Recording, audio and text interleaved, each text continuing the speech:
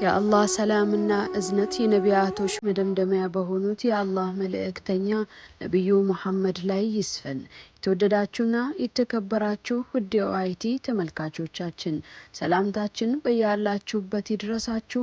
አሰላሙ አለይኩም ወራህመቱላሂ ወበረካቱ። ይህ ከተጻፈው የተሰኘው ፕሮግራማችን ነው።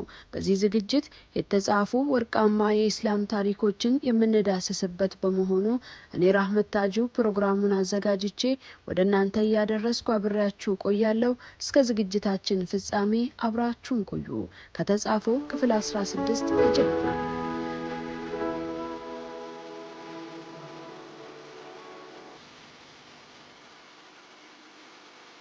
ነሆ የአባታችን አደምን አለይሂ ሰላም የምድር ላይ ቆይታ ፍጻሜ የህይወት ውርስና ወደ አኺራ መሸጋገራቸውን የሚተርከውን የመጨረሻውን ክፍል ከተጻፈው ክፍል 16 እንደሚከተለው እናቀርባለን። የአባታችን አደም አለይሂ ሰላም ህልፈትና የታሪኩ ማጠቃለያ ባለፈው ክፍላችን በቃቤልና በሀቤል ታሪክ ውስጥ የሰው ልጅ የመጀመሪያውን ፈተናና ግጭት አይተን ነበር። ዛሬ ደግሞ የሰው ዘር ሁሉ አባት የሆኑት ነብዩ አደምን አለይሂ ሰላም የመጨረሻ ቀንና ለኛ ያስተላለፉትን ታላቅ ትምህርት እንመለከታለን። አባታችን አደም በምድር ላይ በኖሩባቸው ረጅም ዓመታት ውስጥ አላህ ታላቅ ትምህርት አሳያቸው። አላህ ከአደም ዘሮች ከልጆቻቸውና ከልጅ ልጆቻቸው ሁሉ ቃል ኪዳንን የተቀበሉበትን አጋጣሚ ቁርአን በሱራ ምዕራፍ ይተርክልናል።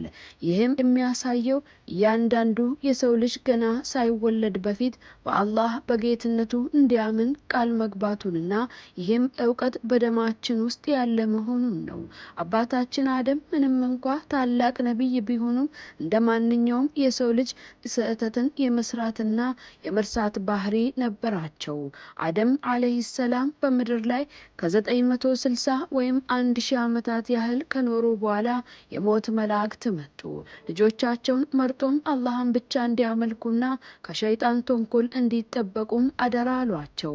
እስላማዊ ዘገባዎች እንደሚጠቁሙት መላእክት ወርደው አደምን አጥበው ገንዘውና ሰግደውባቸው ቀበሯቸው።